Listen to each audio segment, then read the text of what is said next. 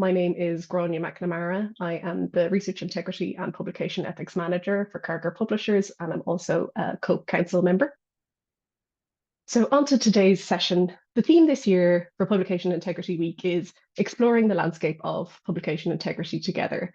And I invite you today to step out of whatever silo related to publication integrity you are operating in your day-to-day life. In this session, we'll be talking about the interdependent and collaborative nature of cooperation for ensuring publication integrity, from doing and publishing research to investigating potential research misconduct.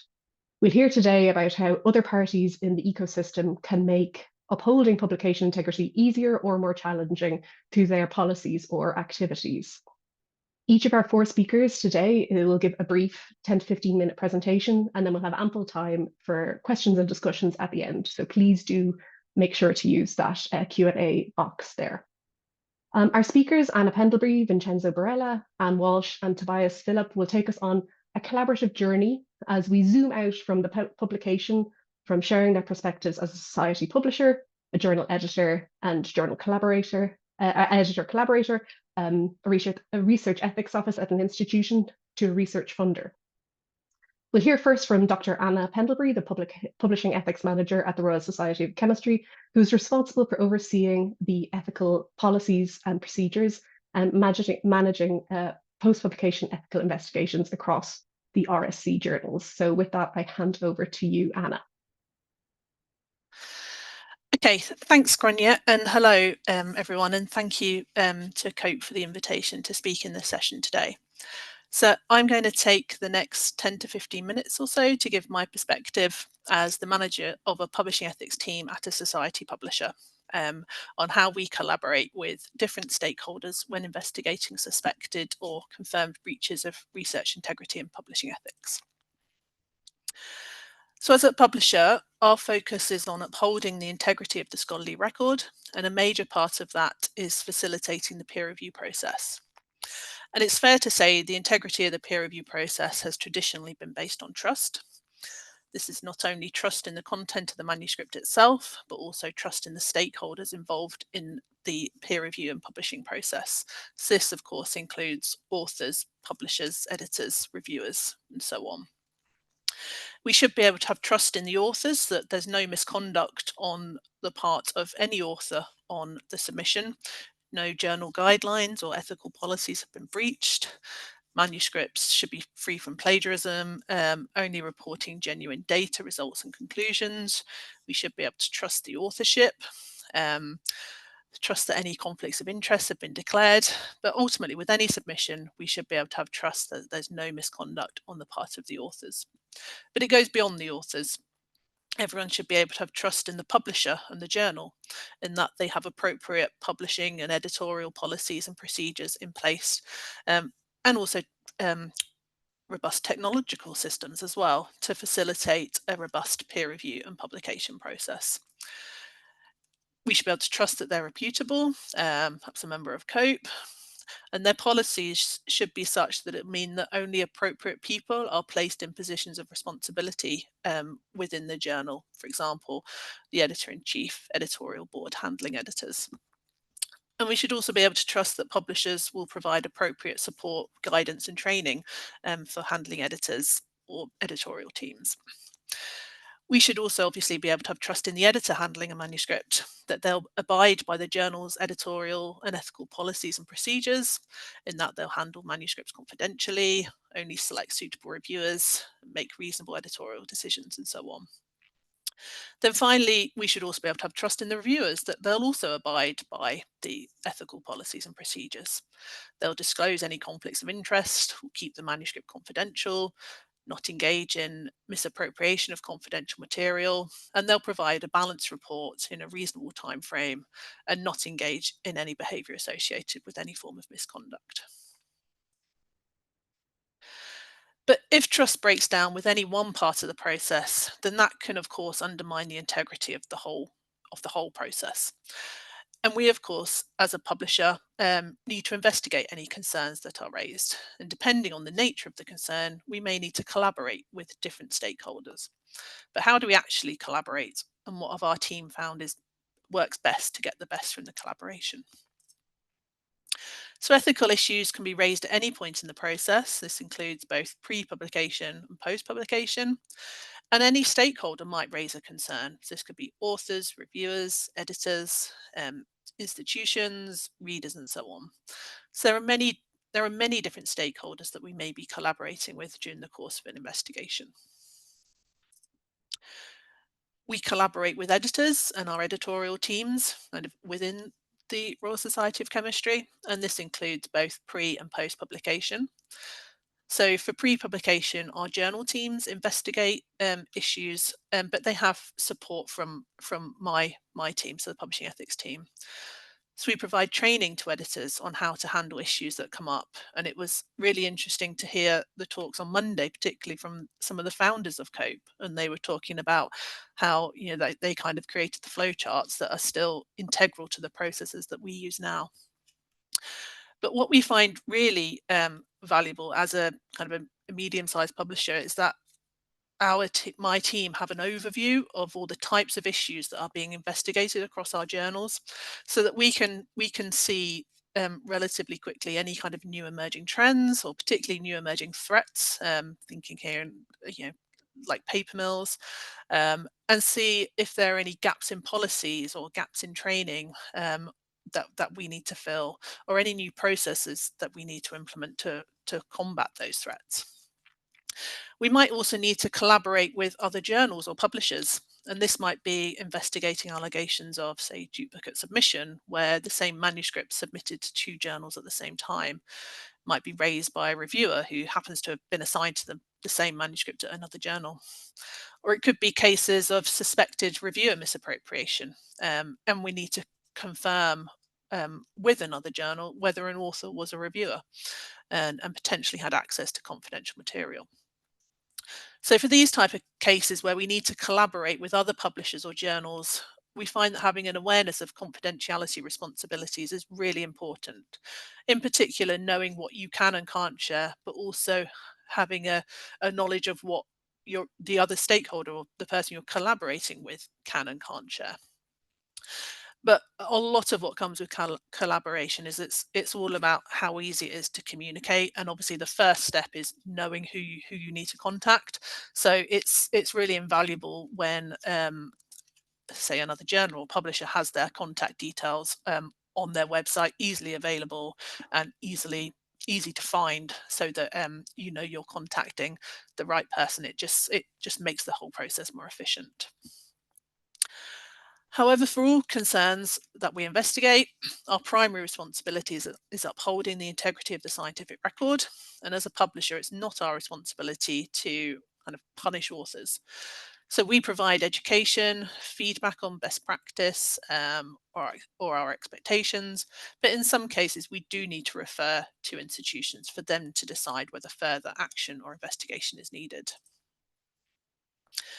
So when it comes to collaborating with institutions, again, this could be in regard to issues that have been raised either pre or post publication, but we don't necessarily always need information back from them. Sometimes we're just informing them of behaviour that's breached our ethical policies.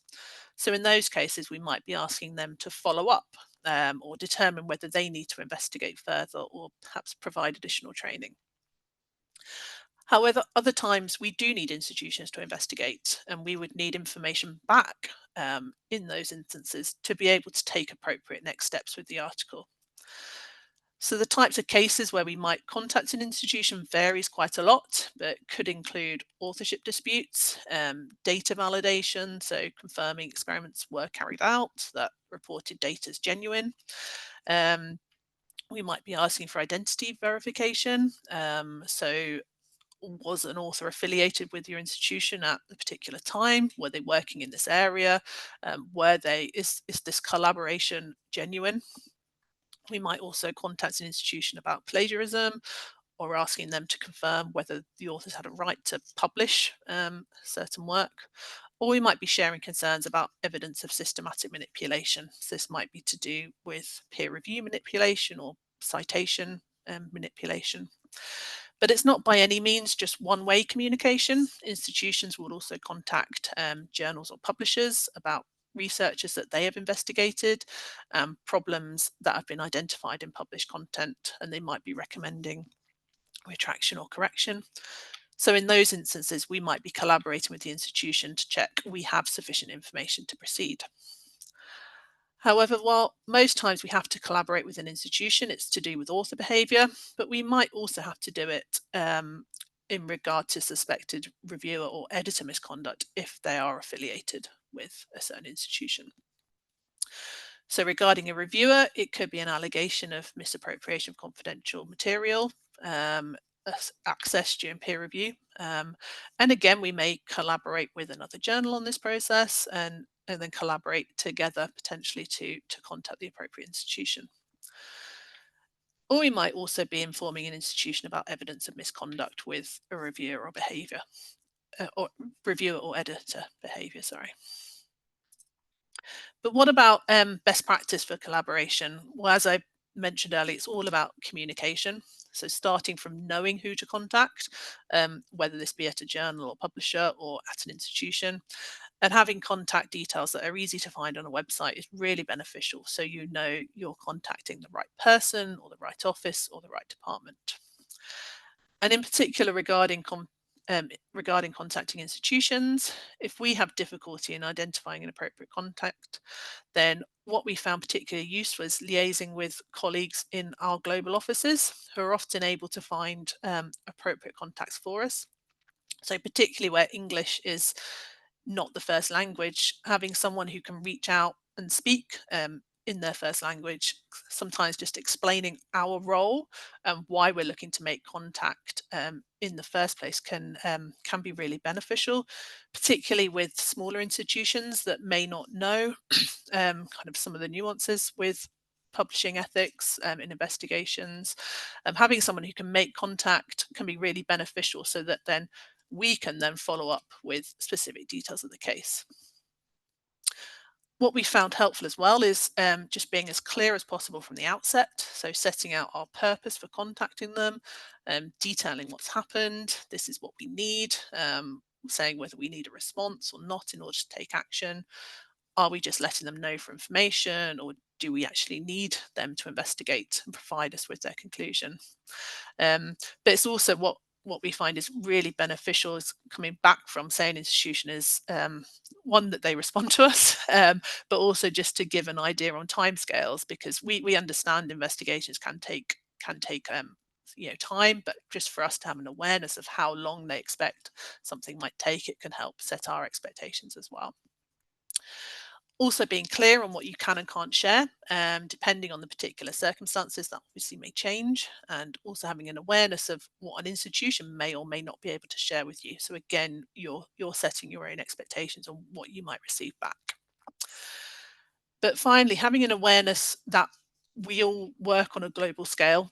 Authors are from all over the world, and every country likely has different rules that their institutions have to follow. So different guidelines, processes and policies in terms of what they class as misconduct, who investigates what they will and won't be able to investigate. And as a publisher, we can't be aware of all of them, but it's just helpful just to kind of get that information back initially, so that we know what we're likely to receive. And also that's why these sorts of sessions like today are so important, so that we can all learn and improve communication and expectations as well. So that's just briefly just my perspective on collaboration with the research integrity space, and I'll pass back to Gronya now, and I'm looking forward to the discussion section. Thank you. Thank you so much, Anna. It's really clear the level of complexity involving the different participants, particularly once an issue has been raised to your attention. But clearly, alongside the work of the editorial offices and the research integrity teams at publishers is the invaluable work of the editors, who are often going to be the ones who first identify a potential publication integrity issue. And our next speaker, as well as being the director of the Maternal Fetal Medicine Division and Fellowship Program at Thomas Jefferson University in the US, Professor Vincenzo Barella is the EIC, the editor-in-chief of the American Journal of Obstetrics and Gynecology and Maternal Fetal Medicine, and recently led a publication from the OBGYN Editors Group on standardizing expectations for trustworthiness criteria in meta-analyses of randomized controlled trials across journals. So handing over to you now, Vincenzo. Thanks, Granny. I hope you can see me, you can hear me, and you can see the slides. Again, I'm here as an OBGYN clinician, and also as Granny said, editor-in-chief at AJOG MFM, and AJOG, our parent journal, is one of the premier journal in OBGYN. I'm an editor there as well. Just want to show you our trip here, so to speak. It all started with a call with the editor-in-chief, Mike Geary, of the International Journal of Gynecology and Obstetrics, which is actually based in England as well. And he basically was dealing with a lot of accusations of some of the articles published in the major journals being untrustworthy, and figured out that we were all living the same issue about 3 years ago, which eventually led to FIGO, which is the International Federation of GYN and OB, and Amy Giggins has been very helpful. And after a few Zooms and meetings every 1 to 3 months, the last 3 years, we formed this OBGYN Editors for Integrity group to collaborate with each other and help each other, especially at the beginning with issue of, in particular, randomized trials in pregnancy, in GYN being falsified. Eventually, from a couple of editors, just Mike and I, this expanded. There are quite a few journals in our field. And now we have, at different times, 30, 40, 50 plus editors-in-chief collaborating. In fact, many of the journals have appointed, like ours, a trustworthiness editor, so that we have specific people, since it's almost a full-time job, to go over these issues. And now the collaboration is really multi-continental, Europe, USA in particular, but also Asia, Australia, etc. And actually, one, Nancy Chaisher, who has been at COPE, participates. She's been editor-in-chief in OBGYN, and she's been in most of our meetings. The issue we've tackled are both some of prevention and cure, so to speak. So I think, to me, most important is to make sure that we have rules in place prospectively, so that if an article comes in and that it is not trustworthy, we don't publish it. And so to have strict rules on submissions. And we're focused for now, again, we're fairly new, especially in randomized trials, because eventually those are the ones that make it to guidelines. And if any of you, listening, are going to be pregnant or are going to have some kind of procedure for something GYN, you want to know that that data is trustworthy, and you don't want your sister, your daughter, your significant other, yourself, having something that is based on untrustworthy science. We worked on that, and we also worked on retrospective cure. So some of the journals that have been collaborating actually have dozens and dozens of articles that have been accused of not being trustworthy. And some of these articles may be 5, 10 years old, but also 20 plus years old. And it's been really tough to find the databases to help uncover if really this is untrustworthy or so. I like Anna, the prior speaker, who said, we're here to publish good science, to make sure the bad science doesn't make it to our journals. And that, I think, that it's difficult, and I hope that I'll have questions on, how do you punish eventually something that, is not trustworthy, and how you do that. Because again, I'm in particular a high-risk pregnancy specialist. You really wouldn't want to base what you do, treat diabetes in pregnancy, treat a fetal congenital malformation, hypertension, preeclampsia, preterm birth, etc., based on science that is not trustworthy. Take a pill or have an operation that you shouldn't have, and it's based on some bad data somewhere. So we published 3 articles together, and we've done it so that they were published simultaneously in many of our journals. This is the latest one, Trustworthiness Criteria for Meta-Analysis of Randomized Trials. Again, this meta-analysis, like the ones that in Cochrane, for example, go into guidelines and change practice. So We tackle randomized trial first and then meta-analysis of trials. And I won't go over all the details, but this took months, to decide, what are the major criteria to not include an RCT in a meta-analysis. Again, these are preventive measures. So we get a meta-analysis of randomized trials. And for example, at AJOG-MFM, we have new instruction to authors that kind of go through this. And actually authors, we put it on authors for now, need to send tables on each RCT saying, this is not being retracted, it's been registered, it has a consent, consort guidelines, the protocol outcomes are the same as the paper, and the no expression of concern, registrations, etc., etc. And you can see here, it's painful in a way, it's a lot of work. It's a lot of work for the authors in the first place. The reviewers, we tell them, they need to know. Am I still sharing? Yeah.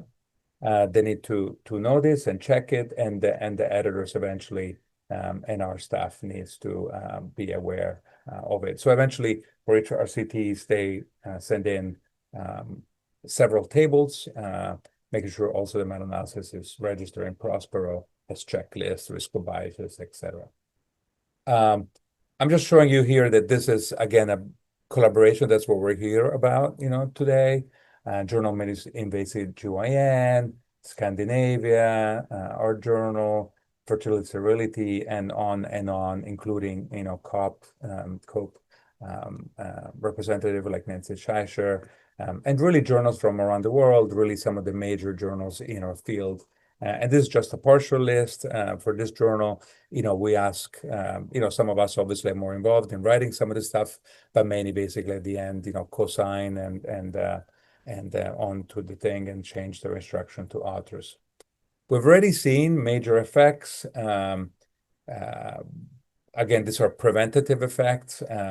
For example, in our journals, we've seen a major decrease in randomized trials being submitted, probably because people just cannot go through the different checklists. The checklists are both in the software and as documents that people need to submit. There've been a lot more retractions and expressions of concerns as well. Again, I think we kind of say that it's really important to set these rules. We communicate among ourselves, which is really important. I actually have to thank the publishers who have allowed us. So our publisher is Elsevier for both the American Journal of OB/GYN and the American Journal of OB/GYN MFM. And it wasn't easy, I must say, but eventually they said, yes, let's say we get an article that we think is not trustworthy. We get the database and we see that it's fabricated or just not publishable, that data. We actually email very briefly some of the details of that information to the other editors, so that if the authors get declined by us but go somewhere else, the other journals know. And I'll tell you, once we had, not too long ago, we had a article that basically went to 6 different journals within 2 months, and thank God we had shared the information so that the article never saw the light of the day, as far as I know, so far. We collaborate with others because many are at this game of putting in rules and trustworthiness checks. So the Cochrane, I don't know if you've talked yet, I could, but there's a wonderful, again, UK-led inspect thing, which Greeny is very aware of, and I'm part of that as well. I think Dr. Williamson leads it, with many probably that who are listening and are going to be talking. And I was super delighted and honored to be invited today again on behalf of many editors in our field. At this point, some of the initiatives are also going after specific authors. So let's say we have an author who has published 50 randomized studies, but 12 of them have already been retracted. That's kind of a tip of the iceberg that we think that authors need to be investigated even more. I'm not saying that automatically all the other trials should be retracted, but certainly something that should be inspected a little bit more. And then obviously the institution where these people are at. And I've been in the States most of my life, more than 40 years, but my accent is from Italy. And without being biased, accusing one country or the other, I can accuse my own and the country of my birth. And we found that unfortunately there have been many institutions or groups who have fabricated their data. And so, it's important to, first of all, make sure that they don't publish as much, in terms of fake data, and that, people know peers and collaborators and institutions as well. The use of AI, I would love to learn more, and I'm going to listen to the other lectures on this. I think for us, we're just at a meeting on this with the publisher, with Elsevier. They're trying to come up with a closed AI, so that if you put a manuscript that has been submitted, it doesn't go into the World Wide Web, whatever, but it's closed, and so it's confidential. But AI, it's really been amazing. We can put obviously tables or Excel files or the whole manuscript, and it runs many tests. Again, I'm not a specialist, but I think it's going to revolutionize hard checks, both retrospectively, to check if something is, that's published already is not good, and also prospectively to make sure that something that is submitted gets really a good trustworthiness check. And I was very delighted recently, a surgery journal, a major surgery journal contacted us. They said they want to be part of this group, but I'm like, sure, but you're gonna have another 100+ journals. So it's getting bigger, and I hope every specialty obviously does something like this, because it's been very, very, very helpful.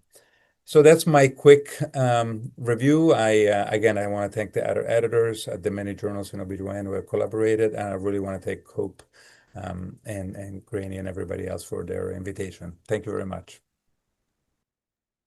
Thank you so much, Vincenzo. It is a great example of, as we're kind of zooming out, that would from a single publication showing how there's strength in numbers, and a community like OBGYN editors coming together to set expectations for the field, for publication integrity. But of course, the integrity of a publication is, in essence, a front-facing reflection of potentially years of work at an institution, having a culture of solid research integrity crucial for publication integrity. And our next speaker, Anne Walsh, is the Director of the Office of Research Ethics and Integrity at Queensland University of Technology of Australia. So thank you very much for joining us so late for you. And she oversees the strategic direction and operational management of research ethics and integrity matters at the university. So I'll hand over to you, Anne. Thank you very much, Grania, and it's really great to be presenting with everyone here today. So just to begin with, I'd just like to acknowledge the traditional owners, the Turrbal and the Yagara, which is the lands where I'm speaking to you from today, and I'd like to pay respect to their elders past, present and emerging. And today I'm going to provide the institutional, or should I say in my case, the university perspective on ways we cooperate with funders and journals and publishers, with a particular focus, of course, on when we're responding to concerns regarding breaches of responsible research practices or complaints of research misconduct.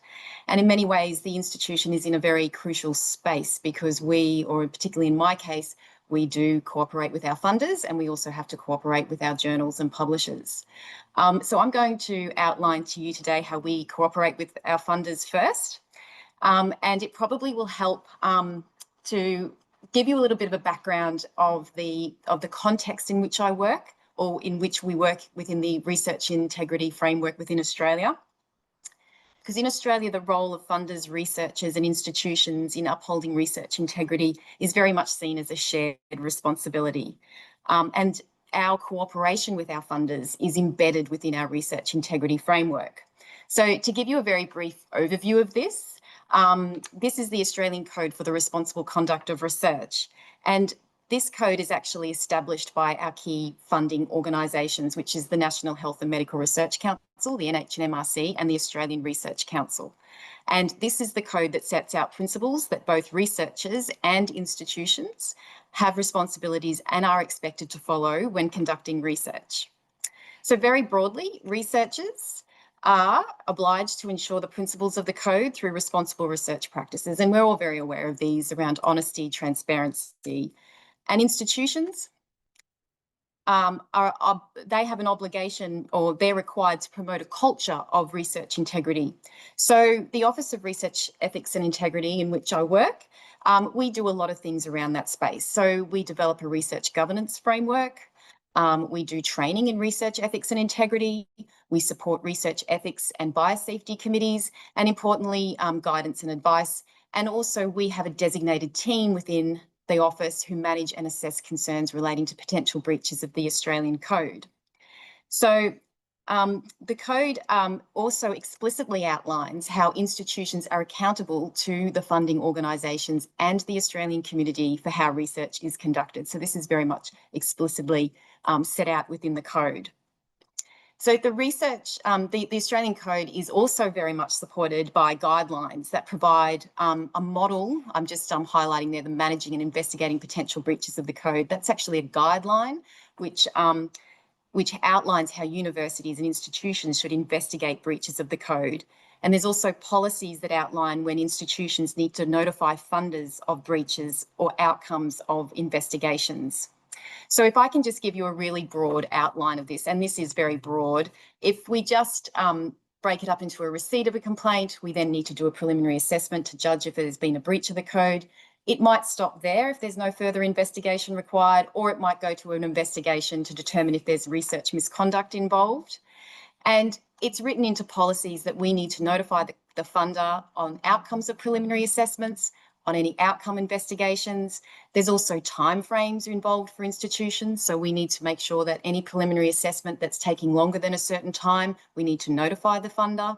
And of course, throughout this entire assessment, from the receipt of the complaint, preliminary assessment, and if it goes to investigation, if the institution suspends any funding to a researcher, or if the institution suspends the research activity due to a risk of harm to humans or to animals or to the environment, then we need to notify the funder.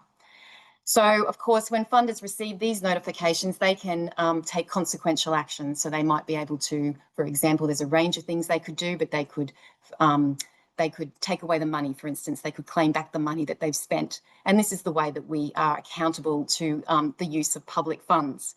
So I think in the point of all of this really is that the research integrity, while Research Integrity Corporation here is an ethical responsibility, it's also governed by our formal codes, our guidelines to ensure cooperation. It's very structured. So it's structured to enhance the transparency, to provide some consistency. So all universities and institutions follow the same standards when they're investigating, and also a collective accountability for the use of public funds. So these features really are what help build trust. They build confidence and integrity, confidence in research integrity, but also confidence in our funders and also our institutions, which is really important. So let's move now to our publishers and our journals. And just as funders play a critical role in setting expectations and responding to breaches of research integrity, of course, journals are just equally important in upholding the standards for publication at the publication stage. So again, we see this as a shared responsibility, and very much one that's connecting the roles of the funders to the institutions and then to the journals, particularly around the dissemination and publication end of things. So we have the Australian Code, of course, outlines that institutions should also establish mechanisms to notify relevant journals of any need to correct the public record in a timely manner. And I'll just talk to you a little bit about what those mechanisms are, but also to recognise that we have a common interest to safeguard integrity and to safeguard the published record, but we have different roles. And I think Anna alluded to this as well, where publishers are accountable for the conduct of editors, editorial processes, and safeguarding the research record, and ensuring integrity of the published research. But of course, institutions are responsible for the conduct of their researchers and promoting a responsible research environment. So what are some of the ways and what are some of the mechanisms that we use in cooperating with our journals and our publishers? Well, I have to mention here the good work of COPE. because COPE have provided some really helpful guidance that give us some direction in how we can engage with our journals and our publishers. So I've just alluded there to the cooperation between research institutions and journals, expressions of concern and retraction guidelines that we consult when we're wanting to go out and to notify or to communicate with our journals. I also recognise the important work that United to Act has done in this space around recommendations for improvements on making corrections to the publication record. And I think there's probably three really broad areas that we look at when we're doing this. So we are looking at having a notification, so having a designated contact. We need to look at the timeliness, so acknowledging concerns, responding to requests in a timely way, initiating assessments, and of course, information sharing relevant findings and findings that are relevant to the content and the trustworthiness, but also while respecting confidentiality. And I just want to give you a bit of an outline of some of the what the practical realities that we've experienced when we've been engaging and cooperating with journals and publishers. So, for example, we do have a designated contact, and that's our ORI Inquiries contact. That's what we have on our public-facing website. But I have to say that our usual way of actually being notified of publication concerns is usually by scanning PubPeer or by looking at Retraction Watch. We haven't had too many cases where we've actually been notified from journals directly. Having said that, there has been some cases where we certainly get notifications where there's authorship disputes or where there's been problems picked up during the peer review process. Timeliness has been a problem, and that's very much something that is difficult from the institutional end, and maybe journals can also sympathise with this as well, is that preliminary assessments and investigations do take time. They can take anywhere from 2 to 6 months, so it can be very time consuming. So that really impacts the timeliness. And of course, information sharing is still restricted by privacy and confidentiality. In a case where I did actually have an interaction with a journal, they wanted me to share the entire report, but unfortunately I couldn't. There was only various parts of the report that I could share. So these are just some of the challenges that we have. And I think in terms of moving forward, some of the ways that I think we can probably enhance this is to maybe put some time restrictions. So if institutions or if journals aren't responding to notifications, is there a time restriction in which we might be able to escalate it? And then where is it that we escalate it to? Who do we report that to? And that might be something that we can discuss in the Q&A. It would be good to be able to enhance our data sharing, so by maybe data sharing agreements or having some confidential servers where we can upload documents. And so these are some of the ways that I think that we can improve the process. But I'd be keen to hear people's thoughts in the Q&A. And that's the end of my presentation. Thank you. Thank you so much, Anne. What I think is an interesting topic that came up in what you were saying, and I can see there's a question about this already in the Q&A, so I'm sure we'll come back to this, is consequences or outcomes for founded research misconduct. We often hear that research funders have an opportunity to influence research and publication integrity because of the professional motivation of researchers to obtain funding. However, funders can also be perceived as actually being the furthest away participants from the reality of doing and publishing research, making the influence that they can have potentially limited. However, our final speaker today is Dr. Tobias Philipp, who is a scientific officer at the Swiss National Science Foundation, managing the implementation of the SNSF's data strategy, and he previously supported the development of the SNSF's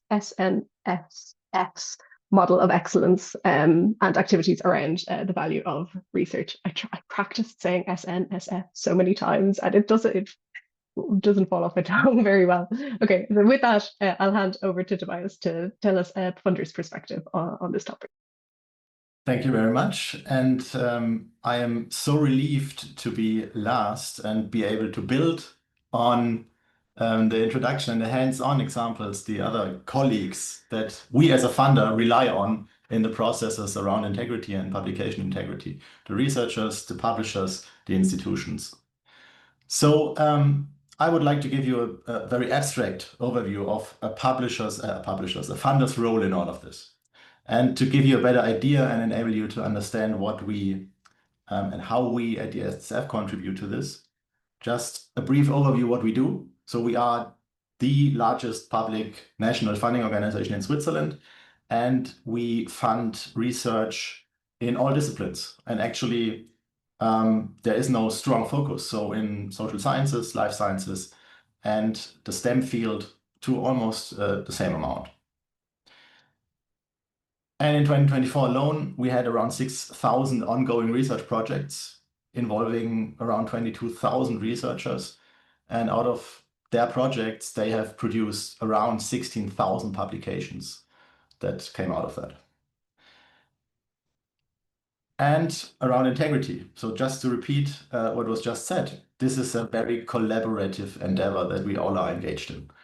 And we orient our work and the communication we do to the researchers, to the grantees, on the Swiss Code of Conduct for Scientific Integrity that was published in 2021, co-developed, co-created with the Swiss Academies of Arts and Sciences, Swiss universities, which is the Rectors Conference and the representation of the higher education institutions, as well as other public funding organizations and us.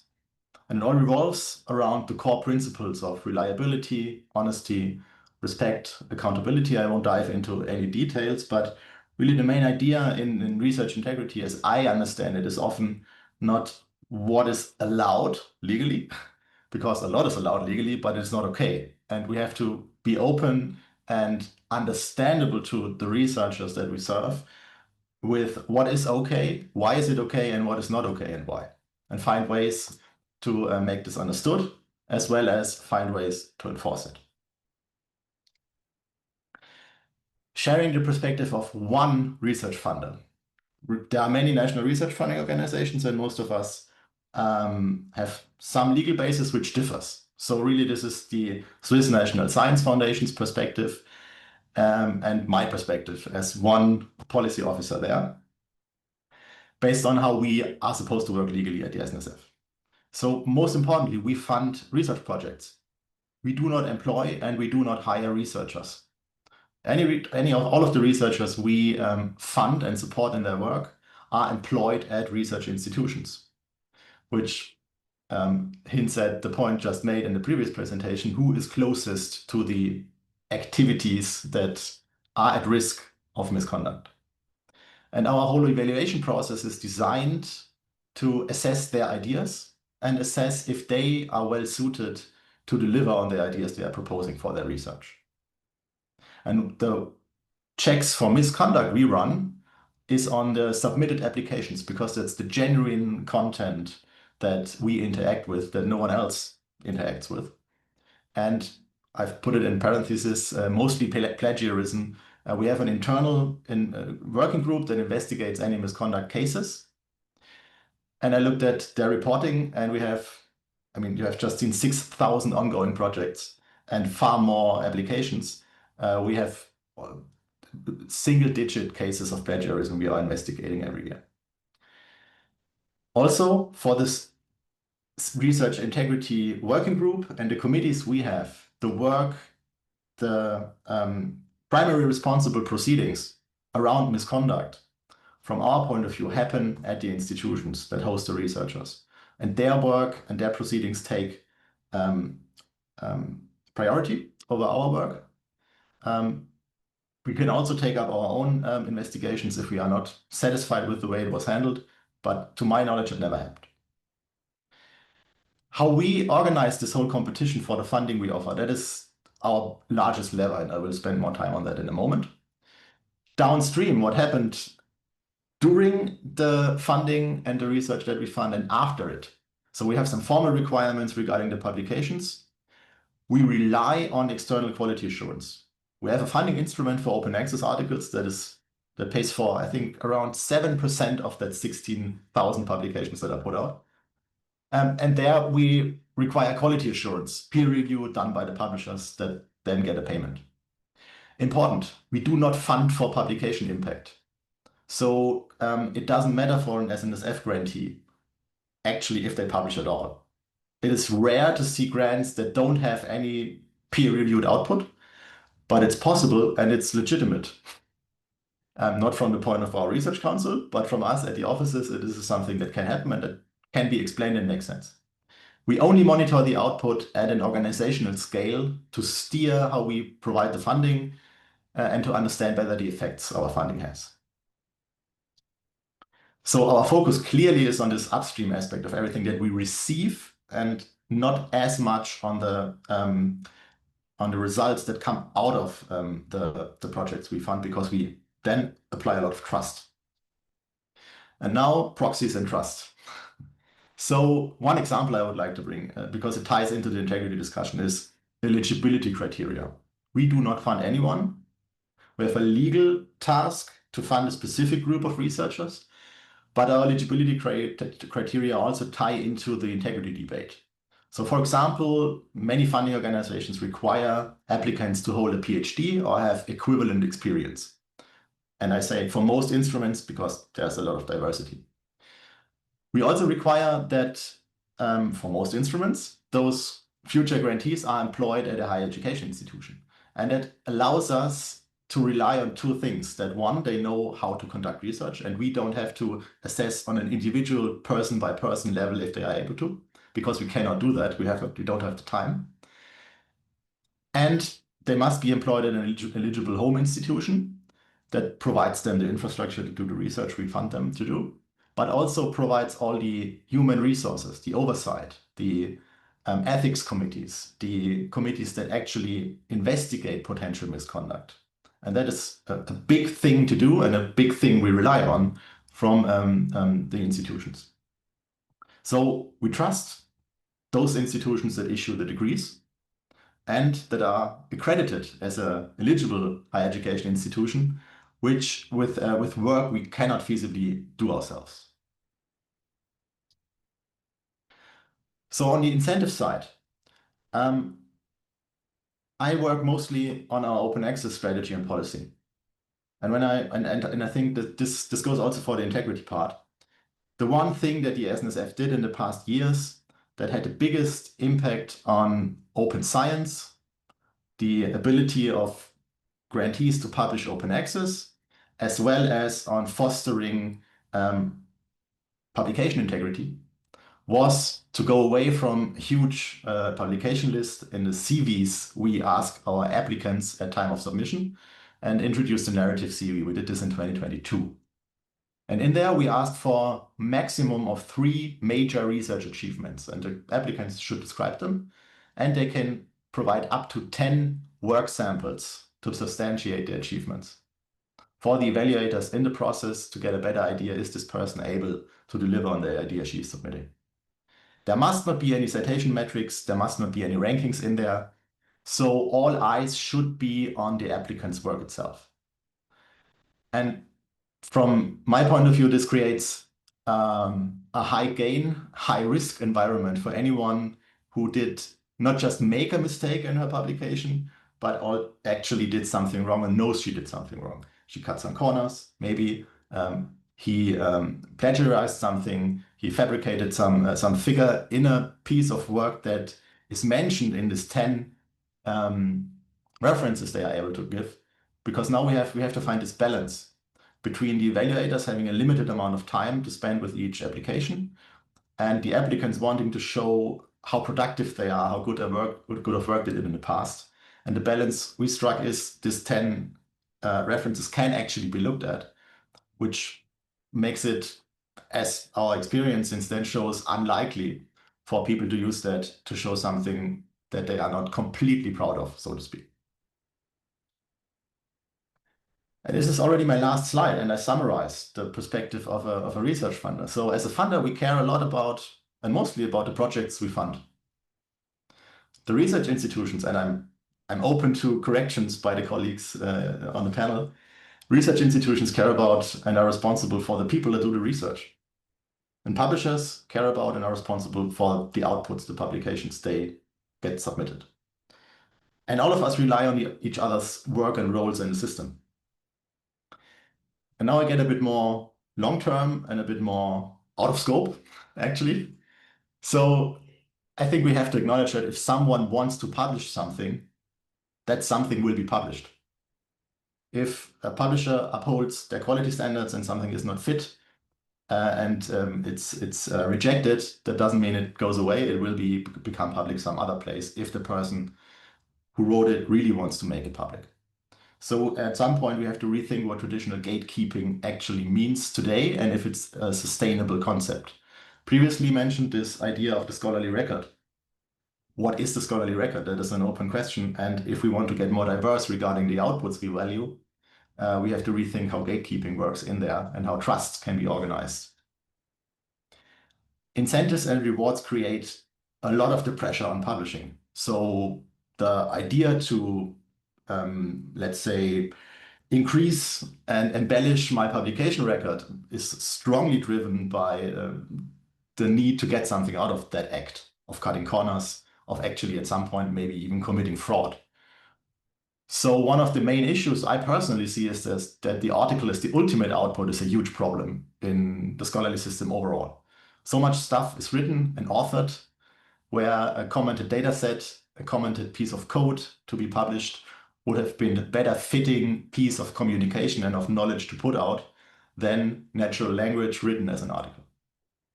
And we are trying with our narrative CV and valuing different forms of output to go in that direction to allow people to be more honest, actually, what was their contribution, and enable them to do something else than publish something.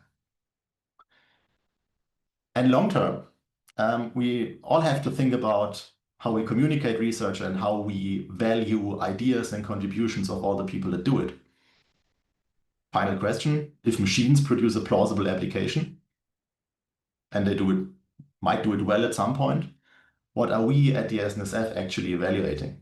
And is this still fit for the purpose of distributing public money? Thank you very much. And this concludes my input. Thank you so much. And I want to thank all of the speakers so much for sharing their perspectives. We didn't agree on this in advance, but I thought what was really interesting that came out across all the talks was information sharing as a key theme, both as a challenge and an opportunity. You know, a challenge in terms of finding the right person to contact, the amount of information that you can share, and an opportunity. So to inform, for example, evaluations of a funding application, or informing an investigation into potential misconduct. And I think it's really interesting that everyone is seeing that as an area where improvements could be made to strengthen publication integrity. We've received a lot of questions and we have lots of time to talk about them, which is great. But on the sort of information sharing and a bit about the kind of glut of information that's out there, I wanted to ask all of the speakers this question that's come in that I thought was very interesting, which, and I'll just read out here. So I understand from these talks that there are several different guidelines or code of conduct from COPE, from funding agencies, from individual institutions, and also from consortia of institutions. We can add to that the guidance from groups of editors that Professor Borrella was talking about, and other, say, reporting guidelines on the Equator Network. How are all these codes of conduct or guidance related to one another? How consistent are they? Are some more comprehensive than others? And does this potentially create more confusion for the people trying to do the research or publish the research? So is there anybody that would like to talk about that first? Perhaps Vincenzo, if you want to talk there, and I can come to some of the other speakers then, because I think maybe Anna or Anne would have some perspectives as well. Yeah, and first of all, I love the sessions, and I want to thank the other speakers. They did a wonderful job. I have questions for all of them if we have other questions. I think, for us, it was hard to have instruction to authors, on our websites and on our journals that were all different. And so that, would allow a researcher maybe with untrustworthy data to find, the paper that maybe had less stringent. And, instead of reinventing the wheel, I think it was much better to have very similar instructions, both in the software and written instructions. I think, I love the work that COPE is doing. In a way, we should all, institution funders, journals, etc., have similar, if not exactly the same, but there are some nuances in different specialties and different fields. So I'm hoping that more and more we use each other's collaborations to come up with a similar set of standards that we can all live with. And I love the fact that the funders are on the same way. For example, I think we should talk about data sharing. I love Tobias, the last speaker. Maybe instead of an article, the data should be out there, and that's why I'm really been pushing the added editors to say, when you have, for example, I'll bring it up again, a randomized trial, that should be done a certain way, and it's easy to check. Send us the database. We can keep it confidential, and it's easy to check. If there are too many odds or evens, or sometimes we found databases in which the same patient is repeated 10 times. That can be flagged right away, and everybody in the editors group we're part on knows about that. And Anne, if you don't mind me calling on you directly, you spoke about the details of the Australian code, but I know you've been involved in, for example, the United to Act group. How do you approach creating something like the guidance from the United to Act working group when you're very familiar with the Australian scenario? Yeah, look, and I think it's a great question. Wouldn't it be great if we had everything coordinated and consistent and consolidated? I think it would be great. But I think it's safe to say that I think the broad principles of research integrity, I think we've all got in common, and I think we can easily see lots of similarities. I think even just from the speakers speaking, like the talks today, we can see that. I think it's when it just starts to drill down maybe more into the guidelines, responsible research practices. There's usually some similarities that I think we can be safe to say that they're similar. But yeah, I mean, I think I still don't. I think that with the experience on the United to Act and doing the guidelines there, although it was very different, I think it was actually a really good opportunity, in fact, to try and consolidate as much as we could some of the things we had in common, and some of the differences that we could, or gaps that we could maybe see needed filling. So, not sure whether that completely answers that question, but yeah, I think that was our experience. Yeah, Tobias, go ahead. I mean, all of us who are in in a field that is discussed on different continents and different countries, but we are around the same topic, we love to copy from each other. We love to plagiarize each other and then make a reference to make it right again. So I fully agree with Anna that there are some points, fortunately, that have stayed very constant, very stable for decades. And it's rare that something really new happens that we need to act on in the integrity field. If I look, there are different cultures to write stuff like that. The Swiss Code of Conduct, for example, is done a lot there were a lot of legal scholars involved. And it has a lot of references to law, which is a Swiss way to do that. But I think in the end, this communication has to fit the context also where it's used. So the institutions have an easy time to communicate it because it's their style and the way arguments have to be made to their groups. But in the end, collaboration is absolutely required to avoid confusion. That has to be avoided at all costs in this field. Yeah, I think that how do the codes of conduct relate to each other, as you say? I think it's clear that there's key themes and key kind of principles at the core of all of them. But Anna, if you don't mind me coming to you, like you work at a publisher, and there's a plethora of guidance out there. And how do your team consider, when you're updating policies, how do you consider what else is out there when deciding to endorse a particular new guidance or reporting standard? Is it involving the community? How do you guys approach that? Yeah, so we generally kind of start from COPE and kind of work out from there. So I think, like everyone said, we're all kind of got the same themes running through it, and ultimately we want to get to kind of the same position. And so I think, yeah, we very much do start from kind of COPE guidance, things like that, but also then look a bit further out. So we do look at like other publishers as well, because we kind of want our processes to be aligned with others as well, so that we're all kind of are working from the same from the same page, really. I think what's I think really helpful, certainly over the last few years I've seen, is obviously coming back to COPE, that they are trying to get more institutions to be members, and I think that just really helps foster collaboration, so that we are kind of all, you know, working from the same page, and, you know, I think that can only really improve collaboration going forward. Yeah, agreed. The next question I'm going to ask is actually two questions that have been quite highly upvoted in the chat, and they relate to the what I would call the edge cases. You know, we've talked about the kind of standard process of when a concern is raised, but how do you decide who to contact at research institutions when there isn't a dedicated research or integrity office, or at least not one that you can find publicly? And then relatedly, how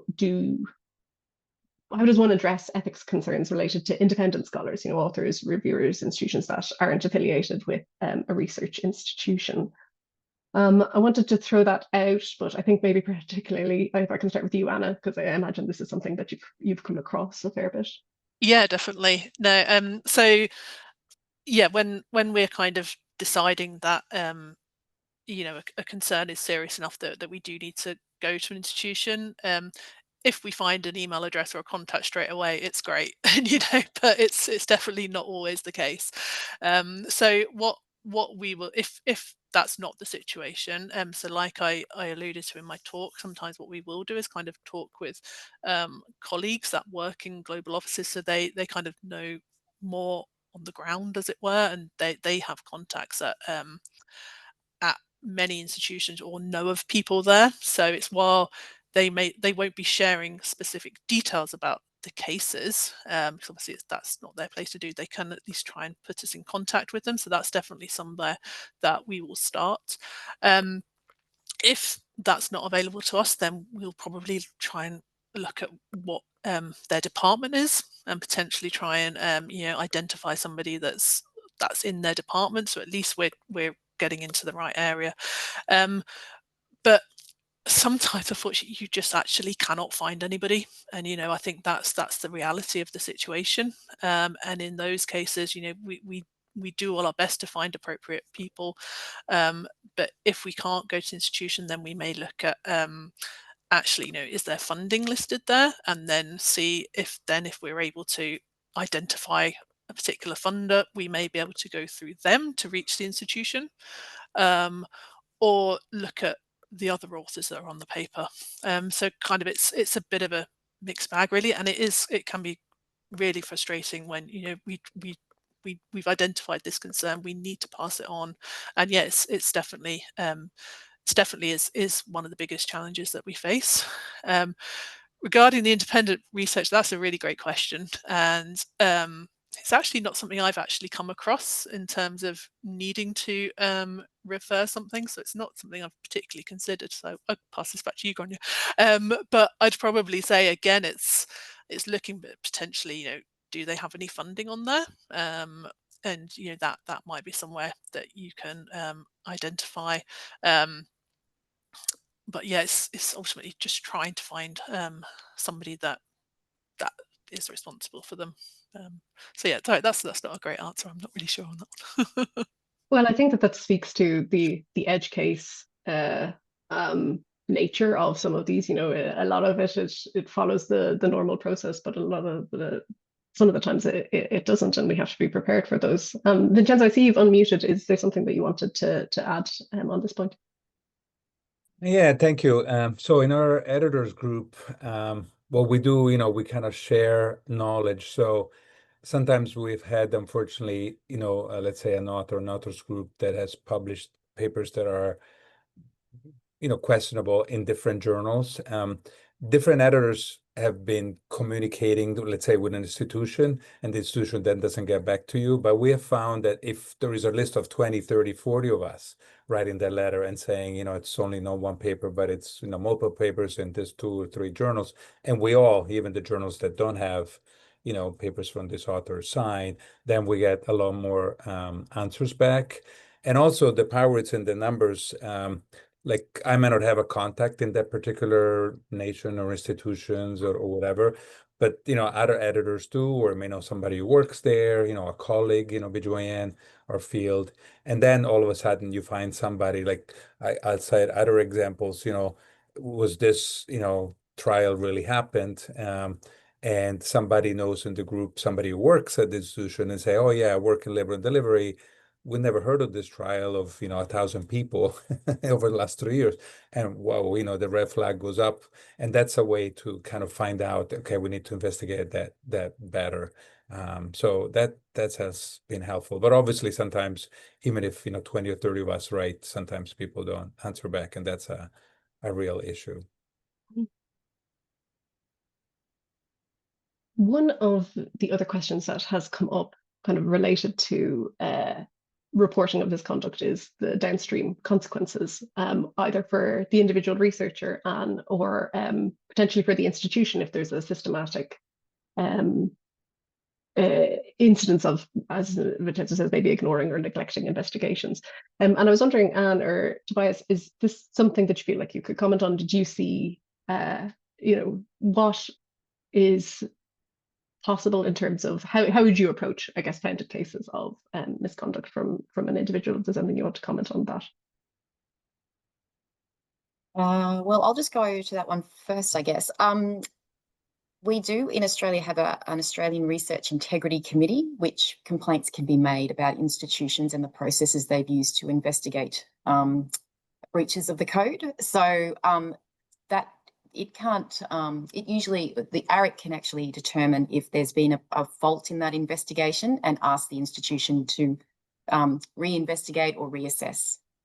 Mm-hmm. Tobias? And as I explained, from our point of view, complex matters should be solved closest to the fact as possible. And that's why we see the institutions hosting the researchers that are where there might be a misconduct case in the primary position to solve that and run their proceedings. Mm-hmm. But our regulations also allow for us not to be satisfied by the proceedings of the institution and run our own. So we can investigate any potential case ourselves with our own resources as well, in addition to the institution. So this is some kind of compromise we find. If some issue comes up at the institution and for whatever reason they come to a conclusion we cannot agree to, so that we can satisfy the need to find out what happened and take sanctions ourselves. Mm-hmm. But it's also, again, very difficult for a research funder, because usually if you think about a case of publication integrity, a piece of an article with several authors from several institutions, with think about the medical sciences, with several sources of funding leading to the same output, that really fast becomes a terrible mess to disentangle from a funder's perspective and from the position of a funding organization. Yeah, I think that the complexity of the ecosystem is really coming across in all of the answers, and I think in your presentations as well. And I think that underlines the need for good collaboration, but also shows how difficult it would be with every country having its own code of conduct, with potentially each community having its own code of conduct.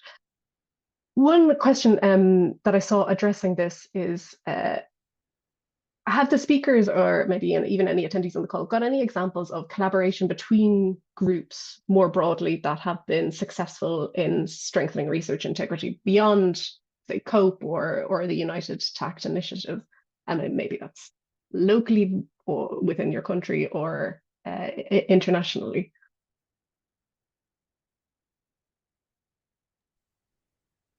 I'm not sure whether this is answering the question, but I've just been to an International Research Integrity Conference in Sydney, and there were a number of varied attendees there. We had researchers, we had funders, we had institutions, and we had journal editors.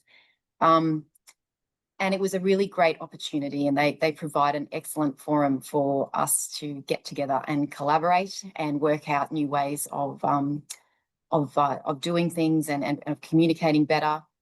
Certainly with, I met some wonderful editors down there who are very much interested in how they can support institutions with notifications of breaches of the code or outcomes of misconduct. And I just feel that that's a great indicator of a big shift in this area. I think it's really shifting in the right direction.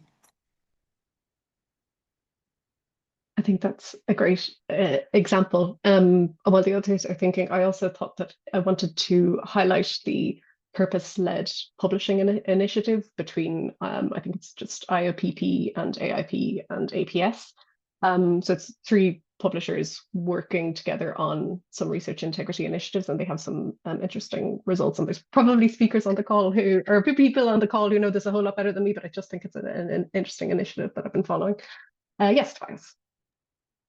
I would also like to mention, let's say, a bit further removed from the central integrity question initiatives. We have in Switzerland a Center for Reproducible Science and Research, Synthesis. So all of these developments around open science, how to report the research you have done alongside the article you have written, how to share data openly, how to pre-register your trial in a well-documented, easily findable and comprehensible way, from my point of view, goes a long way into increasing also integrity questions, because it is a deterrent, but it also raises the bar and prevents people from doing honest mistakes that might end up as an integrity case. Yes, that's a really good point. And I think the national reproducibility networks that exist in a lot of countries are doing great work in terms of education of researchers and collaboration with institutions. So that's a really good point. I'm so conscious that we had so many more questions than we had time to answer, and it's also 2 minutes until the next talk. So I'm really sorry to those who asked really interesting questions and we didn't get a chance to answer them. But with that, I'm just going to thank our speakers so much for their time and their expertise and their open discussion. I hope that this is the beginning of a ongoing importance being placed on the collaboration between all the actors, because as I think you all pointed out, we have a shared goal in this, and it's the integrity of research quite broadly. So with that, I'll thank the speakers and suggest that everybody takes a moment, maybe get a drink of water and stick around for the next talk from the Detectives of Research, which is definitely going to be extremely interesting, more on collaboration for the good of publication integrity. And stick around later to hear about perspectives on trust markers and researcher identity. So looking forward to hearing more, and see you all soon, I hope. Bye-bye. Great time. Bye. See you. Bye-bye. Bye.